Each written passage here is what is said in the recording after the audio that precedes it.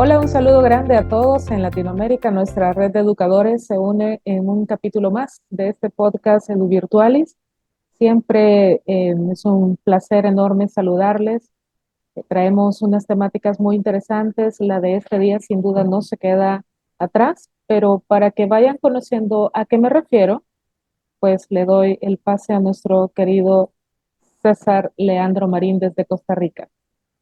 Gracias, Cris, qué placer. Y nuevamente volvemos a encontrarnos en un espacio en donde queremos compartir, hoy hablando de salud mental en los docentes, algo que vivimos en carne propia, Cris y yo, el día a día de nuestra profesión, que muchas veces en el tema de salud mental es como un maquillaje para lo que vivimos realmente en las instituciones, porque hablamos de cargas de trabajo exageradas, hablamos de presión por el rendimiento académico, eh, tenemos comportamientos de disciplina en las clases que tenemos que controlar, tenemos que estar siempre felices y eso va al traste muchas veces con nuestra misma salud mental.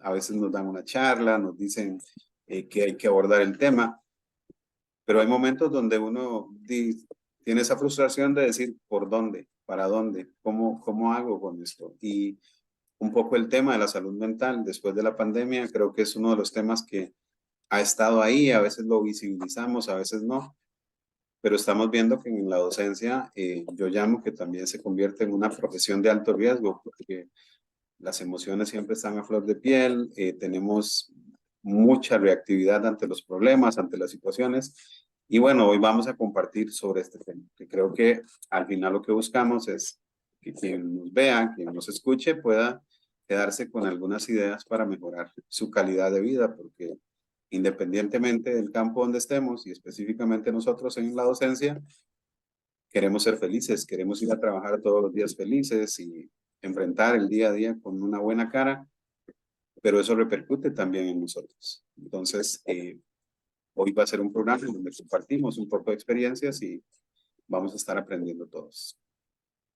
Gracias, César. Fíjate qué interesante con lo que estaba cerrando tu comentario, sobre la felicidad y el derecho que todos tenemos a ser felices, o que por lo menos es lo que buscamos. Y Benito Juárez en algún momento mencionaba que la educación es fundamental para la felicidad social. ¿Cómo entonces el profesor puede ser feliz?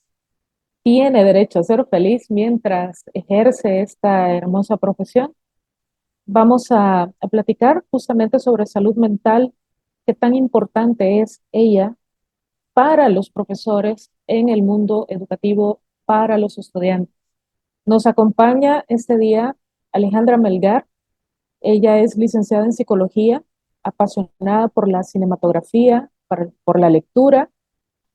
Tiene formación en docencia superior y comunicaciones interpersonales, transformando la educación tradicional desde nuevos paradigmas. Además, es diseñadora de talleres de capacitaciones para jóvenes y adultos con estudios sobre lengua de señas salvadoreña. Ella es una compatriota nuestra y diplomados en atención psicosocial básica a la familia y en trastornos del espectro autista. Familia, Educación y Sociedad. Actualmente ella labora en la Facultad Multidisciplinaria de Occidente de la Universidad de El Salvador en el área de recursos humanos. Alejandra, buenas tardes, bienvenida. Muchas gracias, Cristina, César, por estar acá compartiendo acerca de la salud mental, que es un tema de que últimamente, podríamos decir desde el 2020 hacia acá, por la cuestión de la pandemia, se ha venido a visibilizar. Tenemos diferentes maneras de producir lo que es el material audiovisual en TikTok, ¿verdad? En Reels, en Instagram, en Facebook, que empezaron como a dar esos tips de salud mental dentro de cada una de las esferas. Y una de las más importantes, podría decir yo, que es el de los profesores. Porque, ¿qué pasó cuando en el 2020 las escuelas cerraron, las universidades cerraron? Y ustedes me podrían explicar o compartir su experiencia de cómo fue el hecho de estar dentro de su casa, con los problemas de su casa, ¿verdad? Y ahora transmitir a sus alumnos el conocimiento más un apoyo más de saber que algunos de ellos habían perdido a sus familiares, algunos otros habían llevado a sus familiares a un hospital y no sabían si iban a salir de ahí. Entonces, todo este tema de la salud mental nos ayuda a creer que tanto los profesores como los estudiantes en este proceso de enseñanza-aprendizaje también son humanos, ¿verdad? Como ustedes lo mencionaban anteriormente. Entonces, me encanta poder estar acá, platicar eh, de estas líneas de atención y cómo podemos promover la salud mental acerca de esto. Primero me gustaría, Ale, qué gusto para que nuestra audiencia dejara sesgos y de pronto esa característica de mala información que hay. Hay tanta gente, a veces poco comprenden verdaderamente lo que significa.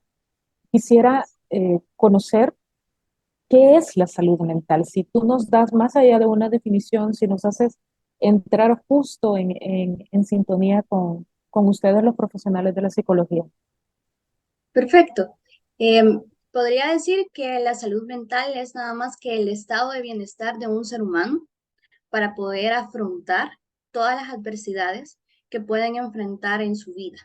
Llámese desde los contextos como son educación, familia, trabajo y en muchas instancias puede ser la iglesia.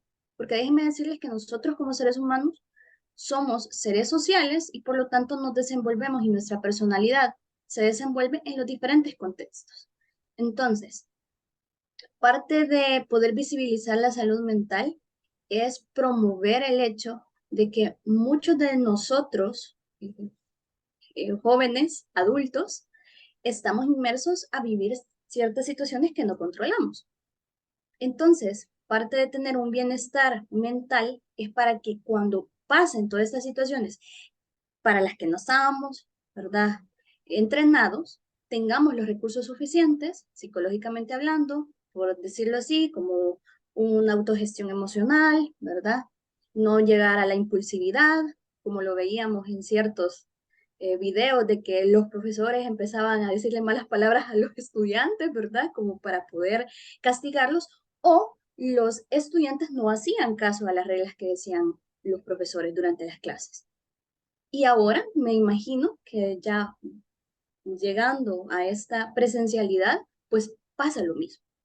Entonces, se pueden evidenciar todos estos espacios en los que nosotros no tenemos salud mental y deberíamos poder entrenarnos, ¿verdad? Sí, que es súper interesante lo que están diciendo, ¿verdad? Porque muchas veces pensamos en salud mental hasta que tenemos digamos, una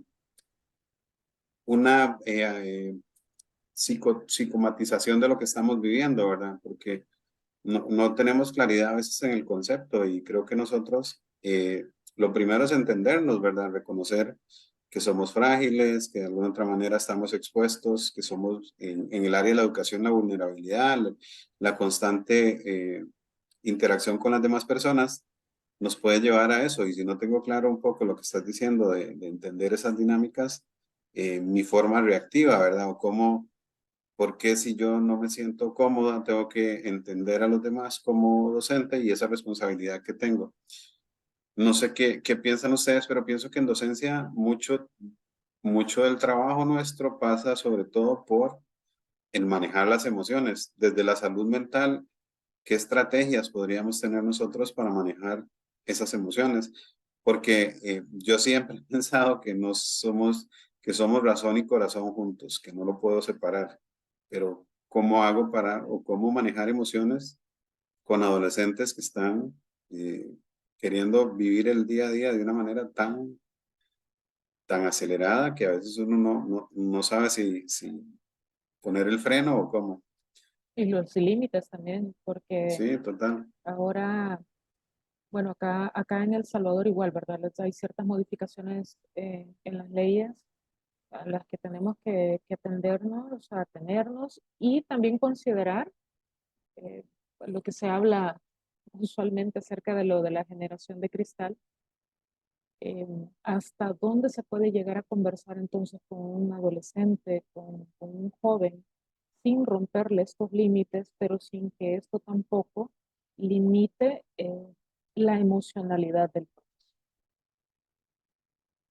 Sí, es una pregunta o un comentario muy atinado porque el establecer límites dentro de la relación docente-estudiante es muy difuso, pues porque hay momentos en los que los estudiantes pueden aprovecharse de estas situaciones, ¿verdad? O viceversa, ¿verdad? Los profesores se pueden aprovechar de esto. Dejando esos constructos a un lado, podemos promover estrategias en cuanto, no sé si ustedes han estado relacionados o familiarizados con las pausas activas que se han estado realizando, videos, ¿verdad? Y cuestiones en los trabajos. Puede ser una pausa activa dentro del trabajo de la profesión del docente. Es decir, dar 5 o 10 minutos dentro de la clase para poder hacer un juego, preguntar qué tipo de música le gustan, platicar acerca de una nueva película o una nueva serie en Netflix. ¿Por qué? Porque eso hace que el profesor pueda conectar con el alumno, ¿sí? De poder preguntarles, miren, ¿y esto de Peso Pluma qué es? ¿Verdad? O miren, he visto un nuevo challenge en TikTok, ¿me pueden explicar acerca de eso? Entonces, esas pausas activas hacen que el estudiante se sienta nada más ni nada menos que seguro de poder compartir otras vivencias que tenga con los profesores o sentirse identificado con ellos. Entonces, una de las estrategias que yo podría proponerles son esas de las pausas activas. Y luego déjame decirte que el otro tema más importante es que no, yo lo veo así, es responsabilidad personal el poder trabajar en nuestra salud mental, ¿ok? Pero el promover espacios para poder eh, establecer nuestras emociones no está nada mal, ¿sí? La responsabilidad social de la salud mental es de cada uno, pero promover la salud mental sí lo veo como una obligación, tanto para el docente como para los alumnos y las instituciones, ¿verdad? Eso me encanta porque hay mucho estigma sobre la salud mental y yo creo que culturalmente siempre se ha considerado que de pronto visitar a un psicólogo, atender a terapia, es porque te sucede algo más. O sea, no es Ujú. porque necesariamente tú quieras estar en conexión contigo, con tu psique, y empezar a desarrollarla de alguna manera. Eh, Estoy con una estadística aquí, tal vez no una estadística, sino que un listado que me llama mucho la atención con Sí, algo referente a lo que mencionabas, en un artículo que escribió Francisco Alonso Fernández. Él hace un listado de las enfermedades mentales más frecuentes entre los profesores y selecciona en la estadística el estrés, la depresión, la ansiedad, las fobias, los trastornos psicosomáticos y también sintomatología paranoide. Es decir, que no estamos frente a cuestiones de pronto distintas, sino que sí estamos bastante asociados con lo que se refiere a cosas serias, a enfermedades que pueden llegar a tener una consecuencia mayor, no solo dentro de la práctica docente, sino en la vida personal del profesor. sí. Ese es uno de los temas más controversiales que podemos tener hoy en día, porque está bien, se ha visibilizado todos los trastornos que tienen que ver con la conducta de depresión, ansiedad, ¿verdad? Que en el DSM-5 están clasificados y en el CIE-10 también mundialmente se pueden ver cuáles son los criterios diagnósticos para poder yo darte un diagnóstico de depresión, un diagnóstico de ansiedad. Desde la pandemia, el aumento de depresión ha ido a escalas magistrales. Y lo más problemático que yo lo veo es que asimismo se tienen muchos casos de diagnóstico de depresión, pero las instituciones para las que nosotros trabajamos muchas veces no le dan la visibilidad necesaria en cuanto a materia de profesores.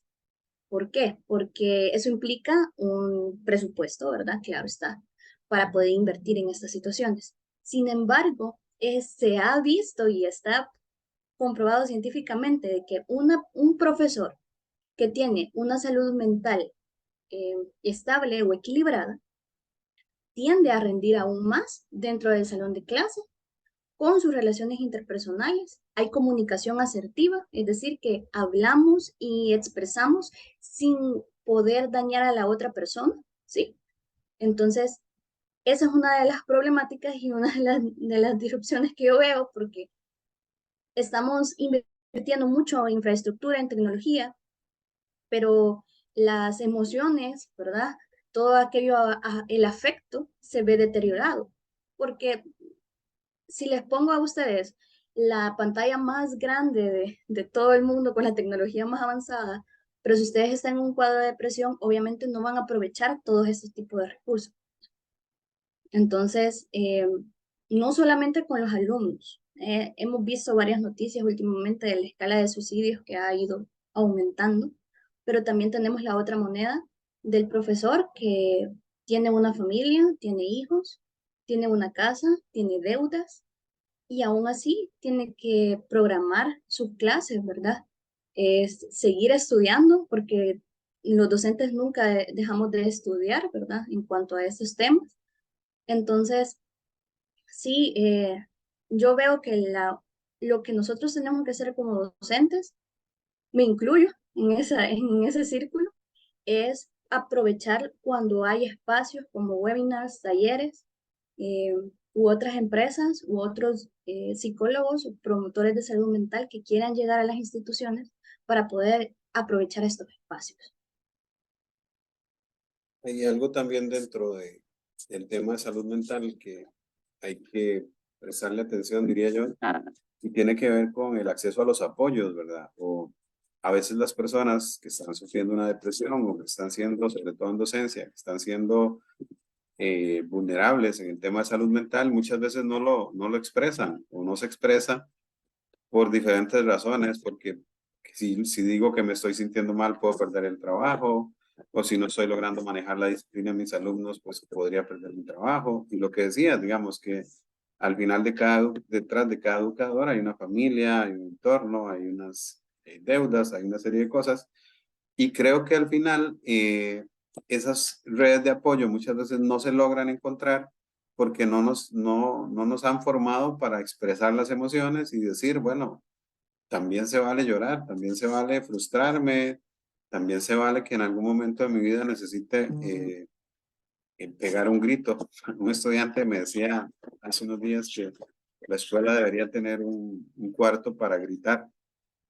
Tiene un nombre en inglés y se me olvida ahorita, pero que también sacar un momento, ir y sacar toda esa furia que puedo tener y ya salir. Pero hasta eso nos da temor, ¿verdad? Aislarnos un poco, decir, necesito ayuda. Y otro término que por ahí me encontré en el tema de salud mental tiene que ver con desarrollar la resiliencia emocional, como esa capacidad que puedo tener yo como docente o como persona para afrontar nuevos desafíos o retos que me está presentando la docencia o la vida misma.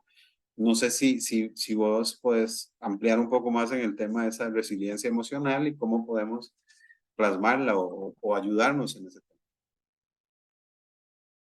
La resiliencia dentro de la psicología es uno de los términos que más me encanta, pues porque es la capacidad que tiene el ser humano para regenerarse frente a las adversidades. Eh, Nosotros los seres humanos sabemos que nuestra familia, nuestros amigos, en algún momento van a morir, por ejemplo. Entonces, y son cosas para las que en realidad nosotros no estamos entrenados. Entonces, ¿qué pasa si, por ejemplo, vos, César, estás dando tu clase y en algún momento te llaman y te dicen de que uno de tus seres queridos ha muerto? Obviamente, la clase se termina, no hay nada más que trabajo, no, eso se termina y vas a tu casa y empezás a vivir el duelo, ¿verdad? Entonces, es un proceso largo para muchas personas, corto para otras. Entonces, ¿cómo afrontar el duelo teniéndolo paralelamente a tu familia, paralelamente a tu trabajo? Entonces, una de las líneas de la resiliencia emocional es aprender a encontrar procesos de autogestión emocional. Es decir, conocer cuando estoy triste y por qué estoy triste, enojado y por qué lo estoy. Como decía esa persona que te dice del cuarto para gritar, pues sí, hay momentos en los que uno quiere llorar, pero hay que identificar, estoy llorando por esto. Y yo hace poco que estuve en proceso terapéutico, porque los psicólogos también vamos al psicólogo, es algo que se tiene que decir, no es porque estemos locos, sino que porque de verdad tenemos que platicar nuestras vidas también. Me explicaba eso. Usted tiene que hacer una focalización en lo que su pensamiento es este, su sentimiento es este y su acción va a ser esta. Entonces, nosotros vamos bajo ese triángulo. ¿Qué pensamos, qué sentimos y cómo actuamos? Entonces, parte de la resiliencia emocional puede ver también con término muy utilizado y que yo lo vengo a traer a colación, que es el autocuido. Ustedes como profesores que están quizás 8 horas, ¿verdad? Más quizás a veces, con los alumnos, pues tienen que dejar a un lado la faceta de profesor y, por ejemplo, dar tiempo de calidad a la familia, tiempo de calidad a los amigos, hacer ejercicio, comer bien, porque hay cierto, dormir bien, es otro, que hay ciertas cosas que nosotros por estar atendiendo todas las actividades que vamos acumulando durante la semana, no dormimos bien. Y eso significa que al siguiente día vamos a tener mal humor, vamos a estar somnolientos, no vamos a rendir en el trabajo lo necesario. Entonces, parte de esta resiliencia también tiene que ver con organizarse. Yo lo digo como un planner, en cuanto a qué actividades diariamente tienen que realizar, qué actividades semanalmente tienen que realizar. Entonces, eso nos ayuda a nosotros tener una meta fija y orientarnos hacia qué objetivo voy a tener esta semana, por ejemplo. Terminé todos los objetivos que tenía con mis estudiantes. Todavía no. ¿Qué es lo que puedo reforzar o cómo lo puedo modificar?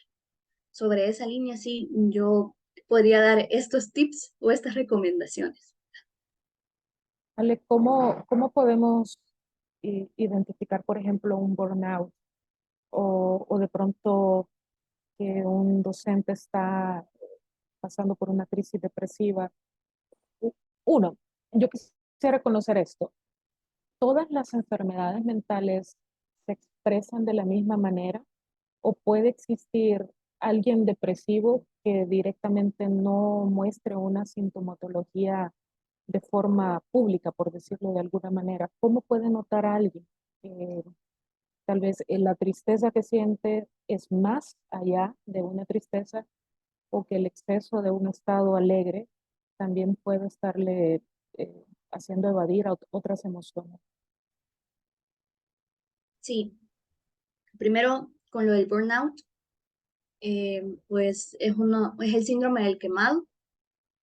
Se vio normalmente en las personas que cuidaban a otras personas que estaban en enfermedades eh, como el cáncer, enfermedades neurodegenerativas, es decir, cuidados paliativos. Luego se vio en médicos, estudiantes de medicina, y ya de último ya tenemos a los docentes. ¿Y por qué? Porque es la carga excesiva de actividad laboral y emocional que tenemos porque no podemos autogestionarnos. ¿Cómo lo podemos identificar? Son estas personas de que todo el tiempo están con una actitud no positiva ante la vida. Eh, Hay muchas veces que nos quejamos, pero que nos quejemos durante mucho tiempo, por muchas horas, también es algo que tenemos que tenerle ojo, ¿verdad? En los términos que ya no tenemos, por ejemplo, un desgaste emocional y físico, ya quizás transformado en una fatiga día a día. Eso es un síndrome de burnout, es un síntoma muy, muy rescatable, que podemos ver que nos levantamos, pero estamos cansados. Es como la frase que tenemos los salvadoreños, que sentimos que dormimos, pero no descansamos, ¿ve? Entonces, sobre esa línea es que se puede identificar el burnout. Y con la depresión, pues sí, te podría decir que no todas las enfermedades o las afecciones o las condiciones mentales se transmiten o se expresan de la misma manera. Hay personas que todo el tiempo están enojadas, pero en realidad tienen un cuadro de depresión eh, intermedio o muy grave. Hay personas que sí andan llorando todo el tiempo o tienen ese sentimiento de melancolía constante, no tienen ganas para poder realizar actividades nuevas o actividades que normalmente hacían, o las actividades que les hacían sentir bien o una actividad recreativa ya no lo hacen. Hay muchas personas ni siquiera se quieren bañar, ni siquiera quieren comer, y las actividades sociales son más limitadas. Entonces, sobre esos hay que tomarle ojo cuando tengamos algún compañero o algún conocido con estas sintomatologías o estos signos que pueden ser algo evidente, y también está la otra persona, como vos decís, que va a estar sumamente alegre todo el tiempo, con una vivacidad muy grande, y sin embargo cuando llega a su casa, ahí sí, se apaga ese interruptor y empieza esa sensación de minusvalía, ¿verdad? De no ser suficiente con la vida que lleva, y etcétera. Sí, creo que eso que decías también es lograr identificar conceptos. Yo creo que no, en la formación docente debería existir un curso, no sé, ustedes me corrigen, Cris, pues en el tema de educación socioemocional, pero en educación dirigida hacia mi persona, cómo yo también tengo que protegerme, cuidarme, porque los consejos que dabas Ale, también va en esa línea, digamos, un estilo de vida saludable, hacer ejercicio, yoga, mindfulness, hay mil estrategias, pero también la educación, el conocer, el entenderme, el comprender que no tengo el control de todo, saber que no tengo todo el conocimiento y que tengo que jugar con esas herramientas que me puede dar la docencia. Quizás en algún momento el fortalecer nuestra educación emocional en las carreras docentes, pues va a ser mucho ese balance que no tenemos hoy en día.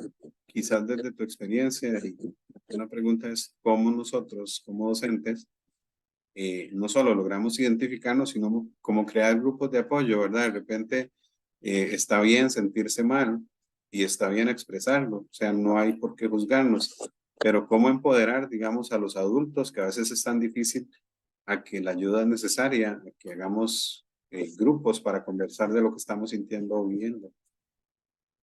Pues la verdad que ahí es donde ya lo dijiste, la red de apoyo y los grupos para poder reunirse y platicar de todo y de nada son elementales.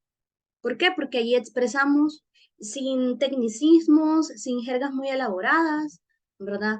Simplemente el poder conversar, tomarse un café o comer algún snack o alguna bebida favorita para poder expresar qué es lo que nos está pasando, porque a raíz de la pandemia ha habido como una deshumanización, ¿verdad? Por los medios virtuales. Entonces, yo soy muy partícipe de poder hacer talleres presenciales. ¿Por qué? Porque ahí podemos entrenarnos en empatía, podemos entrenarnos en habilidades sociales, una comunicación interpersonal activa, porque de eso es lo que nosotros nos nutrimos, de las experiencias de los demás. Entonces, qué bueno sería de encontrar, por ejemplo, a un amigo psicólogo, ¿verdad? Que pueda hacer este tipo de encuentros con amigos, con familia, con docentes de una misma institución, y poder hacer una tardeada nada más para platicar acerca de que no sé qué manera o qué metodología puedo utilizar para estos niños, no sé cómo voy a poder llegar y explicarle esta tarea a mi hijo, fíjate que estoy pasando por esta situación. Eh, entonces, esos grupos de apoyo son los más importantes. Yo soy fiel creyente de que los grupos de apoyo, las terapias grupales, son de las que podemos encontrar más enriquecimiento y aprendizaje. Yo ya lo llevé en mis prácticas clínicas, y era un momento en el que los niños, porque eran jóvenes, adultos, explicaban esta experiencia, por ejemplo, yo lo tenía acerca de rupturas amorosas, que es algo por lo que nosotros hemos pasado, ¿verdad? Más de alguna vez. Entonces lo expresaban, lo intercambiaban y al final se hicieron hasta amigos y ellos no se conocían en primera instancia. Entonces, el poder tener este tipo de ayuda y de interacción con otra persona, no necesariamente de mi misma edad, pero que está pasando por lo mismo, podría ser algo muy enriquecedor. Fíjate qué interesante lo que mencionas, porque digo, los profesores somos humanos también, entonces obviamente pasamos por muchas situaciones del día a día, sea por algún inconveniente en nuestros afectos, de pronto temas financieros o cuestiones similares. Entonces esa parte sí es muy importante considerar para también devolverle la dignidad al profesor como un ser humano. Eh, Ahora, hace poco, el 10 de octubre, se celebró el Día Mundial de la Salud Mental. Felicidades a los psicólogos, a los profesores que también imparten esta hermosa profesión. Felicidades, Ale. Muchas Eh, gracias, Cristina. sobre todo, veía mucho movimiento en las redes sociales, pero también se me planteaba algo. He visto eh, varias interacciones, por ejemplo, en la red TikTok, que de pronto algún psicólogo desmiente a otro psicólogo o algún psicólogo desmiente a alguien que no es psicólogo, pero está dando una terapia a través de una red social. Y sobre eso también quisiera que me dijeras a los profesores, primero, ¿cómo podemos identificar que un psicólogo o una psicóloga sí es el profesional que estamos necesitando, que, que no te hace, por ejemplo, un terapeuta, para evitar también que se dé una mala información y que en lugar de mejorar, empeore los Sí. casos de salud mental? Pues la verdad que he tenido esta idea mucho tiempo porque he visto influencers que se han vuelto ahora coach de vida y que hace unos días yo veía unos influencers que yo sigo que decía que te invitaban a la masterclass para perseguir tus sueños y yo me quedaba así como que sobre la base de qué científicamente están hablando, vea. Entonces, y también hace unas semanas tuve un webinar en la que me preguntaban que si era mejor un coach que un psicólogo. Entonces ahora vamos enraizando esta pregunta en la que te podría decir que tendríamos que iniciar y ver qué tipo de contenido está promoviendo esta persona. Si se va más a lo sensacionalista, a lo amarillista, entonces te podría decir que sí, podríamos estar tambaleando, ¿verdad? En qué tipo de información. Otra que podría ser es que por miedo muchas personas se ponen mejor coach de vida, te ayudo a la abundancia mental. Y normalmente los que somos psicólogos sí ponemos nuestra palabra, ¿verdad? Psicólogo.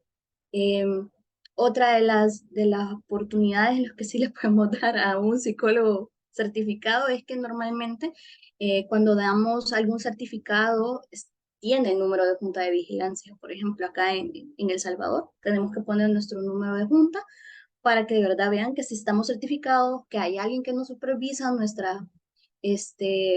ejercicio profesional. Y también eh, la otra sería de que cuando dicen que desmienten a otro y desmienten a otro, podría ser que va más liado a una situación no científica, sino que personal, ¿verdad? Entonces, yo podría decirte que si vas a pasar terapia también con alguien, con un psicólogo, yo me liaría al hecho de que no juzgue lo que le estás contando, porque nosotros al final no juzgamos, nosotros nada más orientamos. Nosotros te damos las herramientas psicológicas, vaya Cristina, aquí tenés todo esto cuadriculado y espero que tengas las herramientas necesarias para poder sobrellevar esa situación que la verdad eh, sola no ibas a poder, pero ahorita que ya te entrené, estoy 100% segura que lo vas a lograr. Entonces, ese tipo de tips sí podría dar que no te juzguen, que tampoco te digan lo que quieren escuchar nada más porque le estás pagando una consulta y te retengan tanto tiempo ahí por nada más por el beneficio económico, es otra que sí yo diría que no. Y siempre informarse. Si el psicólogo dice algo, ¿verdad? Algo relacionado con un tema de salud mental, poder ir a ver en medios fidedignos, ya sea en Google, y poder leer acerca de eso. Y si se asemeja un poco la información, pues sí es acertado lo que nos está comentando esta persona.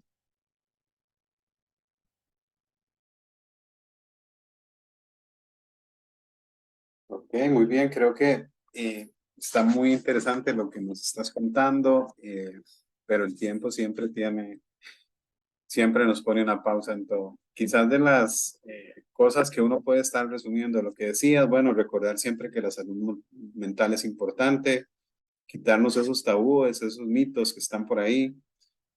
No tenemos que ser fuertes siempre, tenemos que vernos también falibles. El estrés va a ser siempre parte de nuestras vidas y es como aprender a manejarlo, la empatía, el tener, el ponerme en los zapatos del otro también. Y bueno, pensar que como docentes no estamos solos y que también las redes de apoyo se pueden crear en esos círculos pequeños. No sé, Cris, si piensas igual, pero creo que la salud mental termina siendo esas pequeñas gotitas, como decía la psicóloga Alejandra, y de ir plasmando en nosotros esas ciertas herramientas o habilidades para un mejor abordaje de nuestra propia vida, ¿verdad? Aprendemos mucho y creo que ha sido un placer escucharte y bueno, Cris, para que tú cierres ahí con tus sabias palabras siempre que nos motivas a seguir en el día a día. Sí, César, la verdad que sí, sí coincido en lo que mencionas.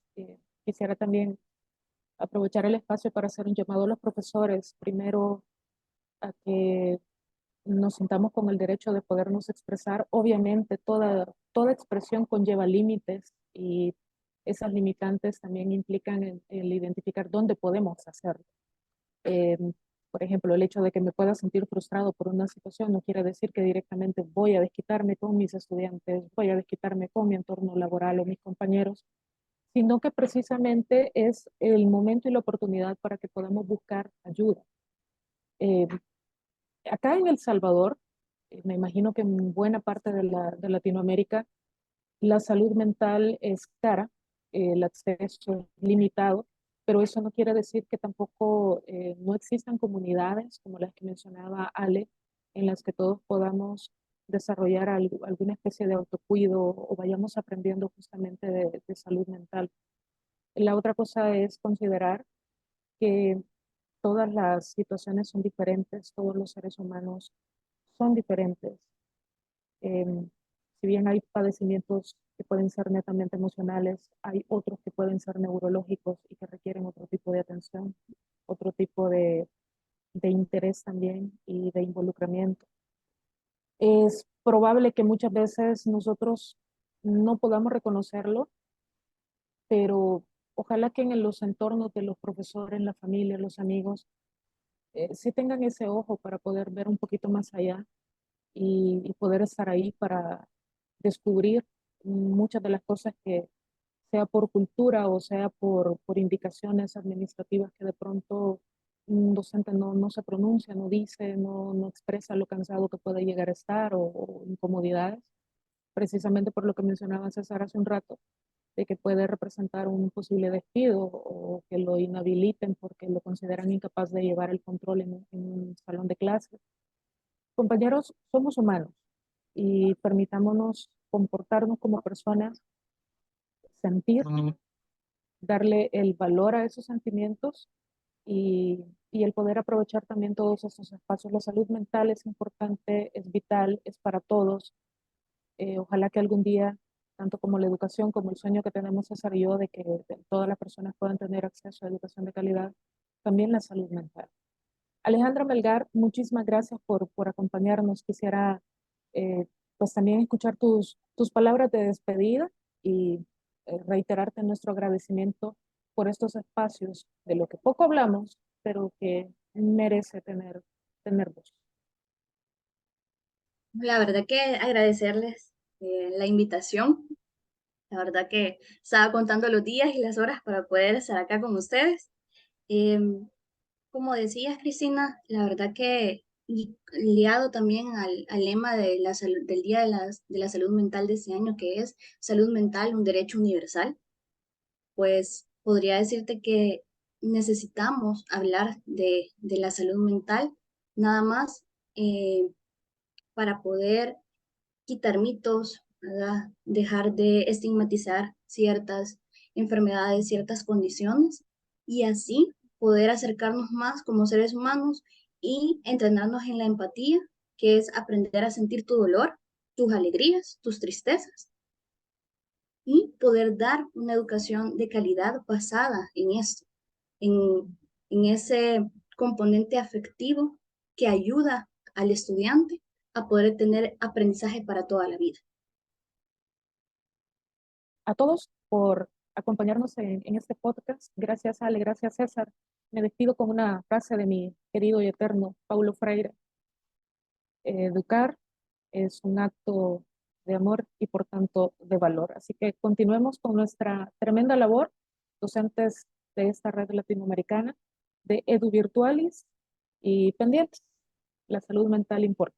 Un saludo a todos.